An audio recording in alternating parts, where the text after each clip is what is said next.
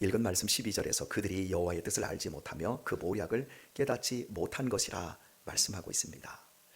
이스라엘 백성들이 왜 바벨론으로 끌려가야 되는지, 그 나라가 왜 망해야 되는지 이방인들은 전혀 모릅니다.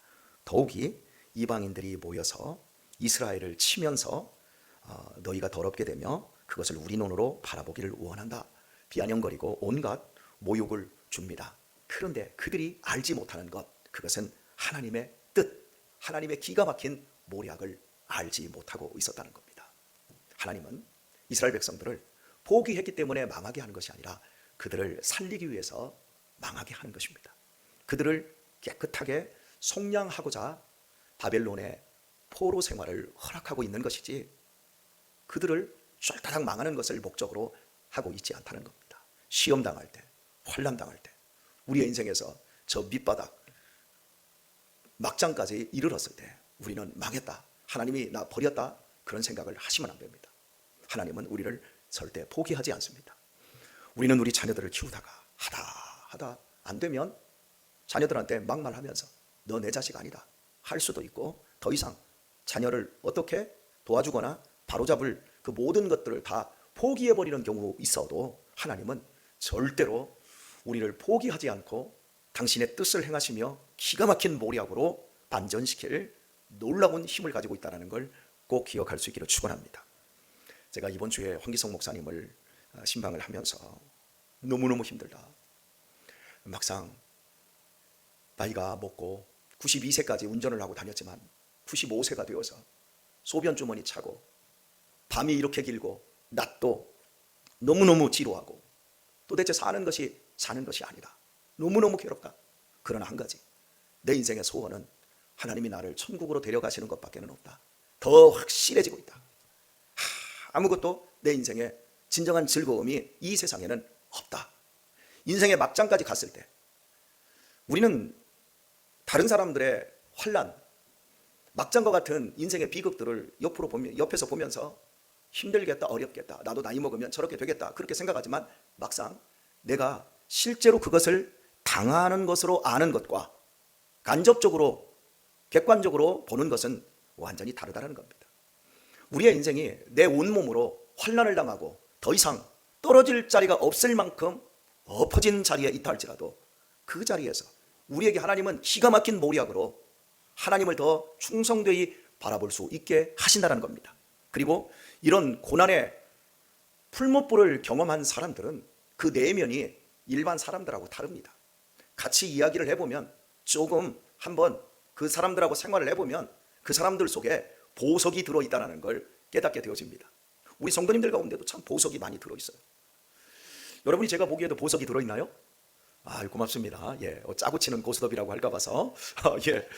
지난주 주일 예배 끝나고 우리 지역에 서울의 큰 교회를 담임하셨던 목사님의 아들이 교회를 개척을 했어요.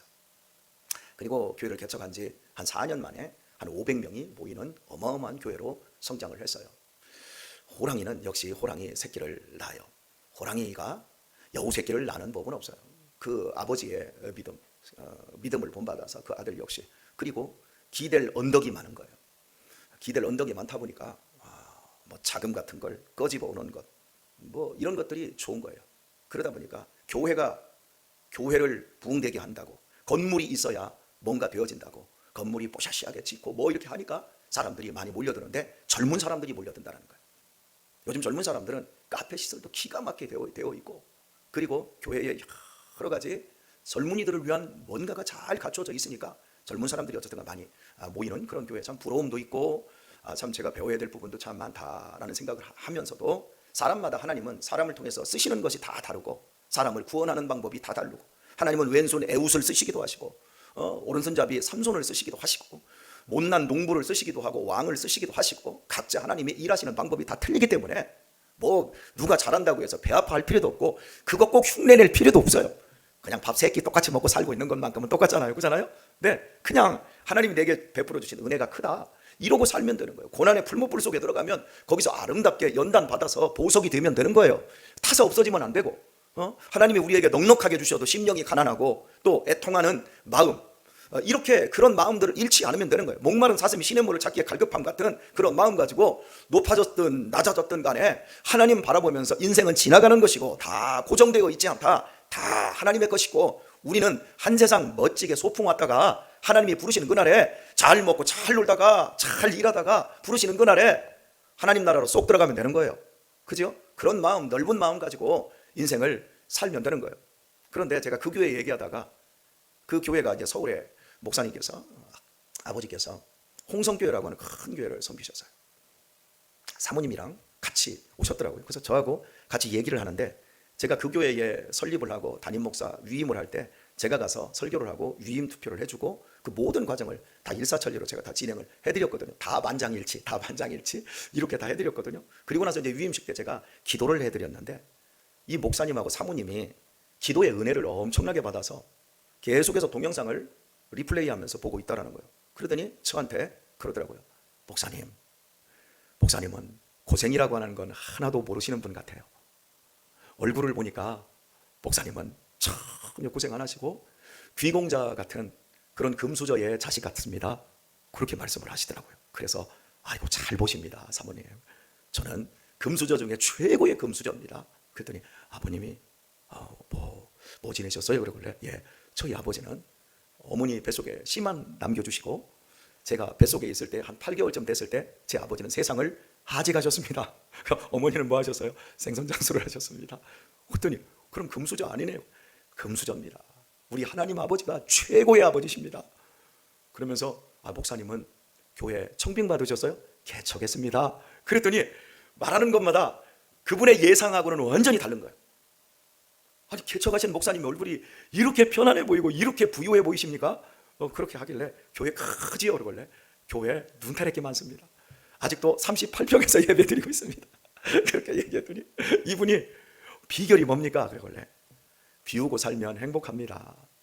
그리고 개척하면서 20년 동안 저는 고생스럽다고 생각을 해본 적이 없습니다. 물론 어렵고 힘들었지만 주님을 위해서 이 세상에서 딱 한 번 고생할 수 있는 시간을 하나님이 우리에게 허락하십니다. 천국에 가면 기도도 없고요. 천국에 가면요 헌신도 없어요. 천국에 가면 찬송밖에 없어요. 이 세상에서만 할 수 있는 것, 고난 이 세상에서만 받는 거예요. 연단 이 세상에서만 받는 거예요. 할렐루야. 이 세상에서만 헌신할 수 있고 이 세상에서만 헌금할 수 있고 이 세상에서만 봉사할 수 있는 거예요. 봉사의 기회, 헌신의 기회, 헌금의 기회, 이 땅에서 우리가 힘 있을 때뿐이에요. 황 목사님이 그러세요. 참 내가 예배를 나가고 싶어도 내가 하나님 앞에 드리고 싶어도 나 이제 할 수 없다고. 그걸 안타까워하세요.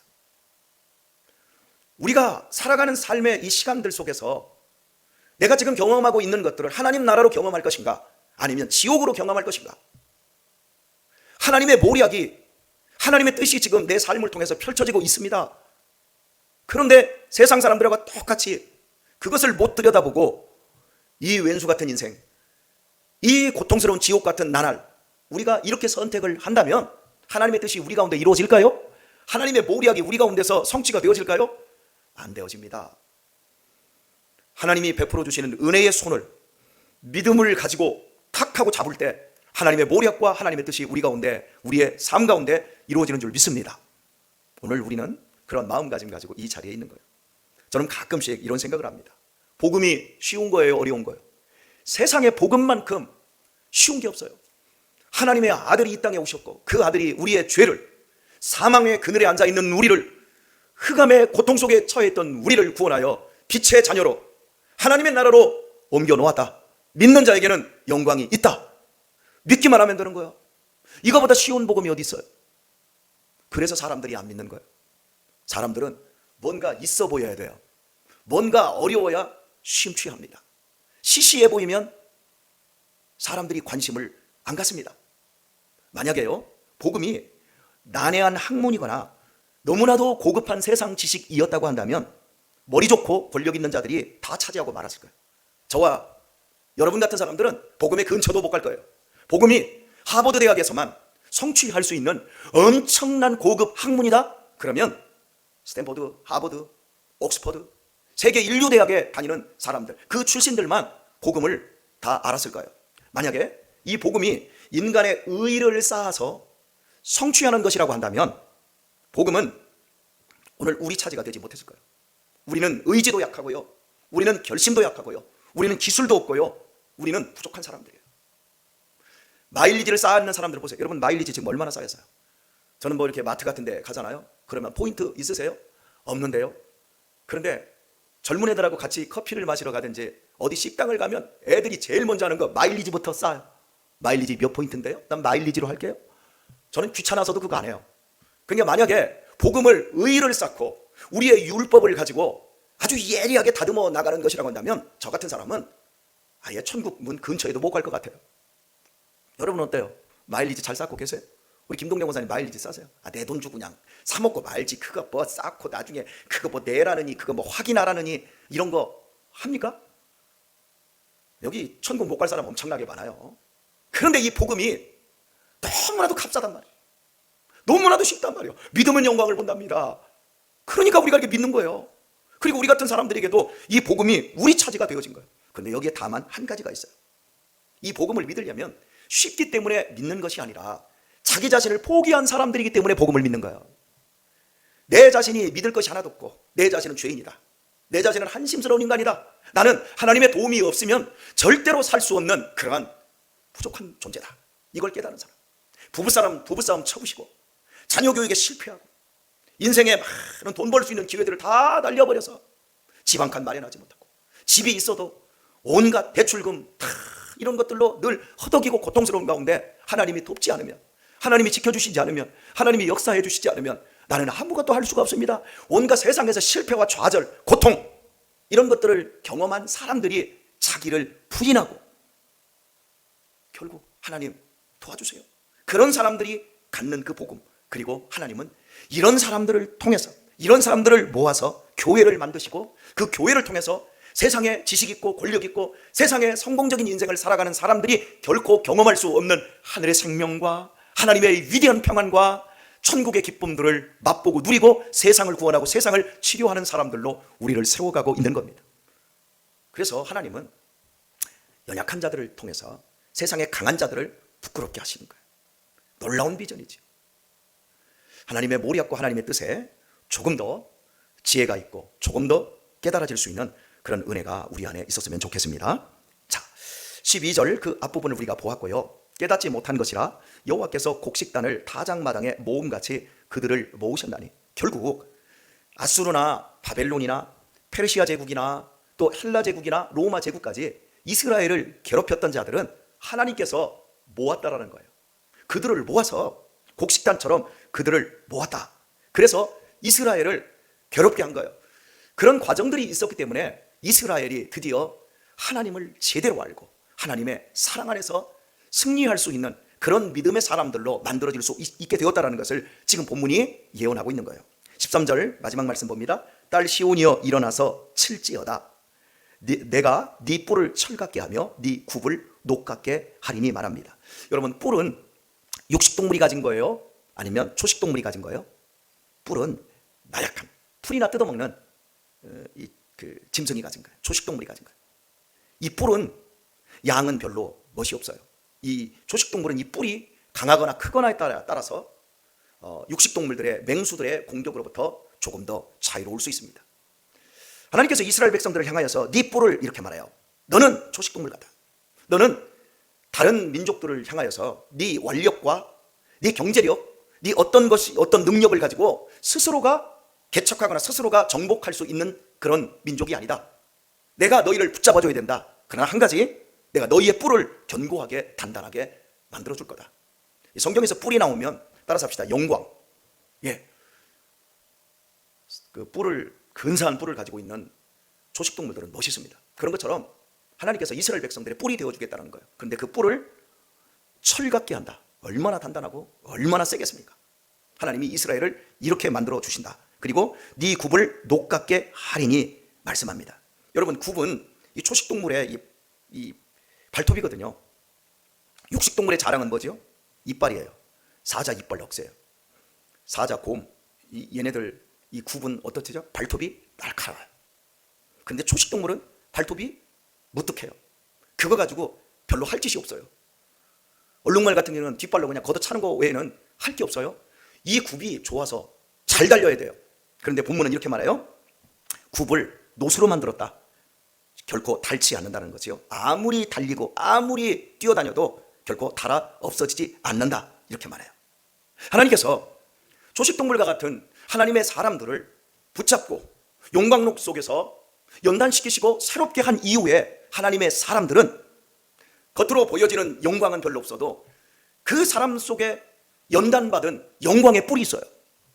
결코 세상이 넘어뜨릴 수가 없어요. 그리고 이런 사람들의 특징은 봉사와 충성, 아무리 달려도 지치지를 않아요. 왜? 굽이 노처럼 단단하게 되어 있기 때문에 그렇습니다. 하나님께서 우리에게 성령을 주시고 우리에게 말씀을 허락하시고, 그래서 하나님의 말씀을 붙들고 살아가는 사람들은요, 지치지를 않아요. 제가 지금 여러분들 그냥 1, 2년 보고 있는 분들이 아니라 오래도록 지금 보고 있거든요. 그런데 지치지를 않아요. 특히 뭐 여기 지금 30년 이상 제가 함께 보고 있는 분들도 계세요. 처음보다 더 잘 달려요. 처음보다 더 겸손해지고 얼마나 아름다워지고 있는지, 그 마지막 날 하나님 앞에 갔을 때 영광의 면류관을 쓰게 될 사람들 제가 보면 기가 막혀요. 여러분, 저는 우리 아들들한테, 우리 딸한테 항상 하는 얘기가 이거예요. 잣대 같은 사람이 되라. 성실해야 된다. 한두 번 열심히 할 수 있다. 1, 2년 열심히 할 수 있다. 그런데 마지막까지 성실해야 된다. 성실이라고 하는 삶의 가치를 저는 우리 아이들한테 제가 주고 싶은 것 중에 최고예요. 주고 싶은 거예요. 일하기 싫으면 먹지 마. 집에서도 계속해서 우리 아이들한테 쓰레기라도 버려. 밥 먹기 전에 청소기라도 한번 돌려. 계속해서 하는 거. 밖에 나가. 너 할 일 없어? 밖에 나가 신발장 보고 와. 신발 흐트러져 있으면 신발장 다 정리하고 와. 계속해서 똑같은 걸 반복하면서도 제가 우리 아이들에게 그걸 가르쳐요. 가끔씩 제 아이들이 저한테 그러면, 아버지, 하나님의 음성 어떻게 들어요? 너 주변에서 함께하는 사람들과의 관계에서 네가 성실하게 살면 모든 사람들 통해서 하나님의 음성을 들을 수 있어요. 하나님의 음성은요, 기도하다가 갑자기 하나님의 음성이 들려지는 게 아니에요. 사람들과의 관계에서, 살아가는 삶의 모습 속에서 하나님의 음성을 듣고 하나님의 역사하심을 보는 거예요. 저는 우리 교회에서 제가 우리 장로님들이나 우리 권사님들, 참 여러분들에게서 하나님의 음성을 듣고 하나님의 모습을 제가 봐요. 그래서 사람을 놓치지 마. 오늘 말씀을 맺도록 하겠습니다. 우리 딸과 함께 엘리베이터를 탔는데 16층에 엘리베이터가 서더라고요. 그랬더니 사람이 없는 거예요. 그래서 문이 딱 닫혀요. 닫는데 우리가 엘리베이터를 눌러놓고 아차 하고서나 핸드폰을 놓고 왔으면 또 들어가잖아요. 들어가서 가지고 오는 사이에 엘리베이터가 내려가면 속상해요, 안 속상해요? 그래서 속상해요. 그래서 누군가가 다시 들어간다고 하더라. 기다려주고 있었어요. 그랬더니 아니나 달라요. 아줌마 한 분이 딱 이제 타더라고요. 그러면서 고맙습니다 그래요. 그리고 제 딸한테 우리 그분이 하는 말, 아이고 너 지난주보다 더 컸네 그래요. 그러니까 우리 딸이 이렇게 말을 해요. 저 아세요? 우리 딸은 모르는 거지. 마스크만 하고 다니니까 요즘 사람들이 저 아세요? 그러니까 알지? 그러더라고요. 지난주에도 봤으니까 알지? 이렇게 해서. 그 다음에 얘기가 끝난 다음에 제가 우리 하영이한테 이런 얘기를 했어요. 하영아, 어른이 너한테 많이 컸네? 지난주보다 더 컸네? 그러면 네 고맙습니다 그렇게 얘기해야 돼요. 제가 왜 그렇게 해야 되는데요? 그 아줌마가 너한테 왜 지난주보다 많이 컸네? 그 얘기를 했을까? 엘리베이터라는 공간 안에서 답답하잖아. 그리고 16층에서 1층까지 내려가려면 시간이 있잖아. 그런데 얼마나 서먹서먹해. 어른이 이 상황을 타개하고 앞으로 너 여기서 우리 몇 년 살지 몰라. 저 아줌마도 몇 년 살지 몰라. 그런데 계속해서 만나야 돼. 그러면 앞으로 알고 지내야 되잖아. 그러니까 저 아줌마는 너는 말 안 하고 살아도 된다고 생각하지만 저 아줌마는 말을 하고 살아야 된다는 그것 때문에 어렵게 너한테 말을 꺼낸 거야. 그러면 너도 아름답게 응대를 해줘야지. 네가 만약 엘리베이터를 탔어. 그런데 너보다 20살 어린애가 있어. 그 어린애한테 너 말 걸겠니? 너 쉽니? 아니 어렵지요. 바로 그거야. 네가 인생을 살아가면서 다른 사람과 행복한 인생을 살려고 하면 다른 사람과 말 한마디를 하더라도 신중해야 되고, 그리고 항상 배려 있는 생각을 먼저 해야 돼. 그때만 네가 하나님의 음성을 들을 수 있어. 일상에서 하나님의 음성을 듣는 거예요. 우리의 영광은 일상에 있는 거예요. 내가 일상을 버리고, 요즘 젊은 세대들이 옆 사람 교회 와서 예배 드리고 그냥 갚버리고 밥 한 번 안 먹고 나 혼자 예배 드리면 된다고 생각하잖아요. 그러니까 영광이 없는 거예요. 그러니까 하나님의 음성을 듣지 못하고 성장을 못하는 거예요. 오늘 멀리에서 하나님의 음성, 하나님의 영광을 찾지 마시고, 여러분의 뿔을 찾지 마시고, 여러분의 발굽의 노를 찾지 마시고, 내가 오늘 살아가는 이 환경, 가장 가까운 공간에 하나님의 음성이, 하나님의 영광이 있다는 걸 기억하시고, 오늘도 그 안에서 성실하고 잣대 막대 같은 믿음의 삶 속에서 하나님과 동행하는, 하나님의 뜻을 성취하고 하나님의 모략이 나타나는 멋진 한 날을 살 수 있기를 예수님의 이름으로 축원합니다.